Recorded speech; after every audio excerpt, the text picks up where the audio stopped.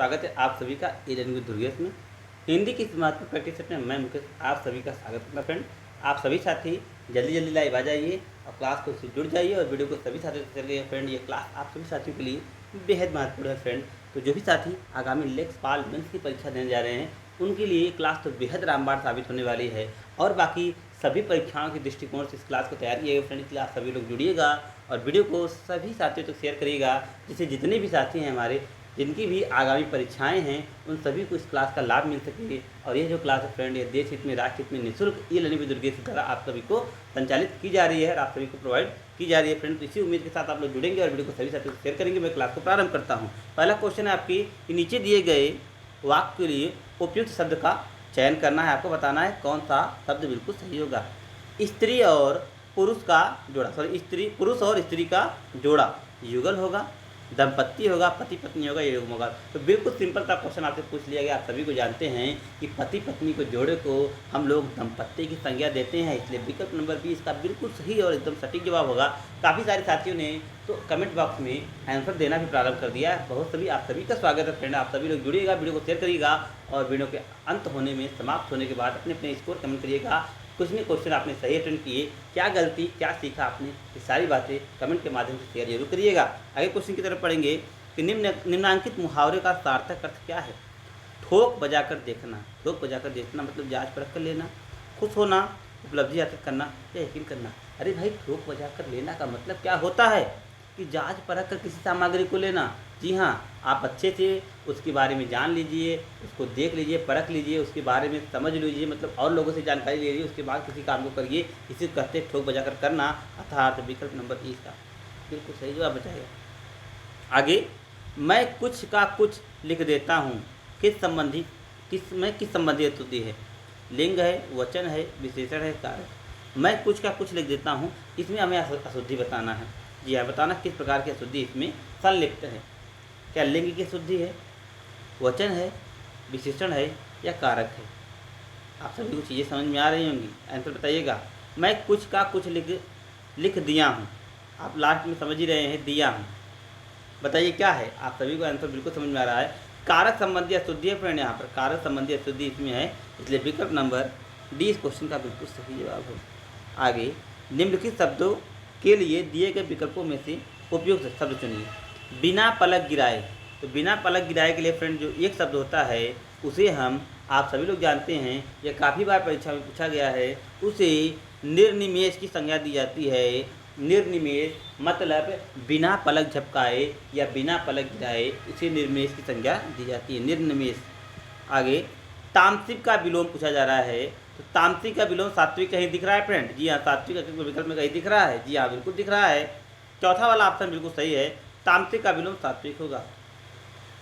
जिसका अनुभव किया गया हो, जिसका अनुभव किया गया हो, अनुभूत, अद्भुत, आचार या विचार। तो जिसका अनुभव किया गया फ्रेंड उसके लिए एक शब्द क्या होता है, अनुभूति। मतलब इनकी अनुभूति पहले से ही है, इनका अनुभव पहले से किया गया। आंखें चार होना, प्रेम होना, इशारा होना, आंखें से बातें करना या देखी देखी होना। आंखें चार का मतलब होना फ्रेंड बड़ा ही चर्चित मुहावरा है। आप सभी लोग जानते हैं कि मेरी उनसे आंखें चार हो गई, अर्थात मुझे उनसे प्रेम हो गया। विकल्प नंबर पहला बिल्कुल सही जवाब है। और मेरे काफ़ी सारे साथियों ने इस प्रश्न के जवाब बिल्कुल झड़ी लगा दिए आप सभी लोगों ने। जी हाँ, आप सभी के जवाब सही हैं। ए द राइट आंसर, प्रेम होना इसका बिल्कुल सही जवाब है। केदार किसका पर्यायवाची है। ब्रह्मा का, विष्णु का, महेश का या इंद्र का। केदार किसका पर्यायवाची है, आंसर कमेंट में बताना। इंपॉर्टेंट क्वेश्चन है, पर्यायवाची से रिलेटेड क्वेश्चन कर रहा है, बताना है। ब्रह्मा का फ्रेंड नहीं है, न ये विष्णु का है, यह है महेश का पर्यायवाची है, इसलिए तीसरा जो विकल्प है इसका बिल्कुल सही जवाब है। आगे बात करेंगे 9वें क्वेश्चन की तरफ कि निम्नांकित में से कौन सा वक्तव्य सही है। अंतर्राष्ट्रीय शब्दों का यथासंभव अंग्रेजी रूप में ही हिंदी में ग्रहण करना चाहिए। अंतर्राष्ट्रीय शब्दों का अनुवाद करना चाहिए। अंतर्राष्ट्रीय शब्दों को ग्रहण नहीं करना चाहिए। अंतर्राष्ट्रीय शब्दों को नागरी लिपि में लिखकर ग्रहण करना चाहिए। बताइए इस क्वेश्चन के लिए सही विकल्प क्या होंगे। सभी साथी फटाफट क्वेश्चन कमेंट करके बताएंगे कि कौन सा वक्तव्य यहाँ पर बिल्कुल सही है, बिल्कुल हमारा फिट बैठता हुआ ऑप्शन कौन सा है। फ्रेंड आप सभी के लिए जो सबसे फिट ऑप्शन है, जी हाँ, काफ़ी सारे साथियों ने कमेंट सेक्शन में टाइप कर दिया है। कुछ लोग बी टाइप कर रहे हैं, कुछ लोग ए टाइप कर रहे हैं। जी हाँ जी, बिल्कुल विकल्प नंबर डी जो लोग टाइप करें उनके जवाब बिल्कुल सही हैं। अंतर्राष्ट्रीय शब्दों को नागरी लिपि में लिखकर ग्रहण करना ये ही इसका बिल्कुल सही वक्तव्य है, इसलिए डी वाला प्रश्न इसका बिल्कुल सही जवाब है। दूसरे के सहारे जो जीता है वह क्या कहलाएगा? पालतू, अनाथ, परोपजीवी या निराधार। तो दूसरे के सहारे का मतलब क्या है फ्रेंड? दूसरे का सहारे का मतलब होता है कि जो किसी अन्य पर आधारित रहता है, जो किसी अन्य पर आधारित रहता है, अर्थात सारे काम उसका वही देखता है, तो उसे हम परोपजीवी की संज्ञा देते हैं। मतलब दूसरे पर रहकर जीवन जीने वाला, दूसरे को आधार बनाकर जीवन जीने वाला, उसे परोपजीवी की संज्ञा दी जाती है। निम्नलिखित में से स्त्रीलिंग शब्द का चयन करना है। संविधान लिखा जाता है, संसद की बैठकें होती हैं, संगठन बनता है, सिंदूर लगाया जाता है। ठीक है, सिंदूर लगाया जाता है। यहाँ पर संसद जो है हमारा स्त्रीलिंग शब्द है। जी हाँ फ्रेंड, संसद स्त्रीलिंग, संसद की बैठकें होती हैं, संसद की बैठकें होता नहीं होती है। इस प्रकार वाक्य प्रयोग करके आप पुल्लिंग स्त्रीलिंग के प्रश्न निश्चित तौर पर सही कर पाए होंगे। शुद्ध वर्तनी वाला बेहद रिपीटेड लेकिन बार बार पूछे जाने वाला क्वेश्चन है। मैं इसके लिए जरा भी टाइम व्यक्त नहीं करूंगा, समय व्यर्थ नहीं करूंगा, तुरंत इसके आंसर बढ़ के आगे चलेंगे। कवित्री the right answer, D the right विकल्प, इसका डी बिल्कुल सही जवाब है। डी प्रश्न कमेंट वाले सभी साथियों जवाब बिल्कुल सही है। आगे बढ़ेंगे अगले प्रश्न की तरफ। वापसी किस विधा में रचित है? वापसी किस विधा में रचित है? यात्रावृत्त है, संस्मरण है, कहानी है, आत्मकथा है फ्रेंड। तो वापसी जो है फ्रेंड आपके कहानी संग्रह की विधा है, इसलिए विकल्प नंबर 30 का बिल्कुल सही जवाब। अगला मोस्ट इंपॉर्टेंट संधि विच्छेद पूछा जा रहा है। संयोग में कौन सी संधि है फ्रेंड? तो याद रखिएगा, संयोग में जो संधि प्रयुक्त हुई फ्रेंड वह आपके है समधन योग। जी हाँ फ्रेंड, समधन योग से मिलकर बना है संयोग, अर्थात जो संधि प्रयुक्त हुई है वह आपके अनुस्वार संधि है। जी हाँ, विकल्प नंबर 30 इसका बिल्कुल सही जवाब है। जी हाँ, विकल्प नंबर 30 राइट आंसर। आगे, स्थूल का विलोम सूक्ष्म होता है फ्रेंड, स्थूल का विलोम सूक्ष्म होता है, यहाँ पर नहीं दिख रहा है, हो गया कन्फ्यूजन। स्थूल का विलोम तो सूक्ष्म होता है लेकिन यहाँ पर है, ये नहीं है, देखिए नहीं है, तो इनमें से कोई नहीं ऑप्शन है ना, आया तो उसी को टिक करिएगा, डी बिल्कुल सही जवाब है।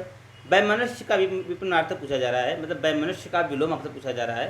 सामंजस्य, वैमनस्य का विलोम क्या होगा? सामंजस्य होगा, झगड़ा होगा, लड़ाई होगा या मेल होगा। तो वैमनस्य का मतलब होता है आपसी भेदभाव। ठीक है, मतलब आपसी भेदभाव हो जाता है। तो वैमनस्य का जो सही विलोम होगा फ्रेंड वो सामंजस्य का मतलब आपसी तालमेल को बैठाना। तो वैमनस्य का मतलब होता है दूरी बन जाना और सामंजस्य का मतलब होता है नज़दीकियाँ बढ़ना, इसलिए विकल्प नंबर ए इस प्रश्न का सही जवाब है। रमेश आया और मोहन चला गया, रमेश आया और मोहन चला गया। तो और है फ्रेंड, और का मतलब क्या होता है? दो वाक्य जोड़ रहे हैं, विकल्प number C the right answer, C इसका बिल्कुल सही जवाब, क्योंकि दो वाक्य जो है वो जोड़ रहे हैं और शब्द यहाँ पर योजक लगा हुआ है। निम्नलिखित में से शब्दों का लिंग निर्धारण किसके आधार पर होता है? प्रत्यय, सर्वनाम, संज्ञा या क्रिया। तो आप सभी ने अभी इस लिंग के बारे में पढ़ा है फ्रेंड, मैं चाहूँगा आप सभी के जवाब बिल्कुल सही हैं।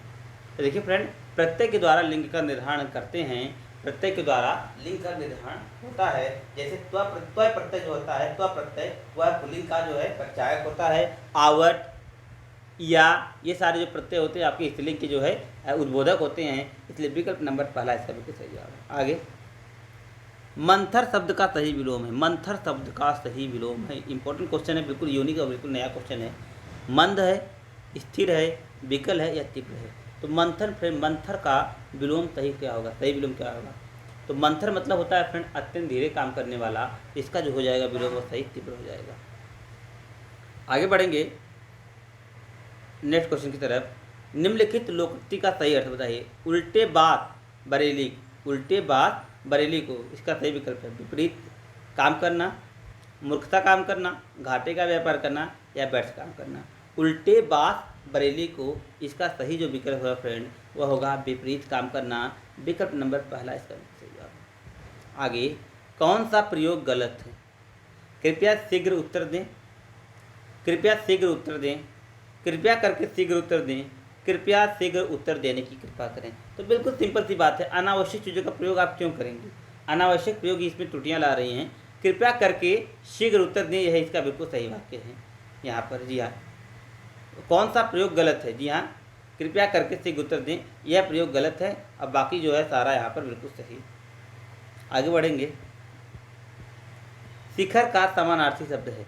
तो शिखर का मतलब होता है ऊंचाई, शिखर का मतलब होता है फ्रेंड कोई भी चीज़ ऊंचाई पर हो, शिखर का समानार्थी आपसे पूछा जा रहा है, तो समानार्थी यहाँ पर लगभग आपको एकदम जो सटीक समानार्थी होगा उसी को आपको कमेंट करके बताना है। तो शिखर का जो सबसे सटीक समानार्थी होगा वह स्थिर होगा।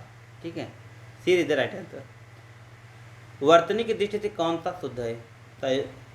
सौभाग्यशाली भाई, इसका बी वाला बिल्कुल सही है फ्रेंड, कुछ सोचना समझना नहीं, बी वाला इसका विकल्प बिल्कुल सही है। आगे बढ़ेंगे, किस शब्द की वर्तनी शुद्ध है? किस शब्द की वर्तनी शुद्ध है? तो बुद्धिजीवी कहाँ दिख रहा है भाई? विकल्प नंबर सी वाला दिख रहा है लगता है। जी हाँ, विकल्प नंबर सी वाला ही दिख रहा है। चाहिए बुद्धिजीवी यहाँ पर जो सही लिखा हुआ है बी वाला लिखा हुआ है भाई, सी वाला नहीं है। बी वाला बुद्धिजीवी सही लिखा हुआ है, ये भी गलत है, ये भी गलत है। जिसकी सही वर्तनी है वह है बी वाला, विकल्प नंबर 20 का बिल्कुल सही जवाब है।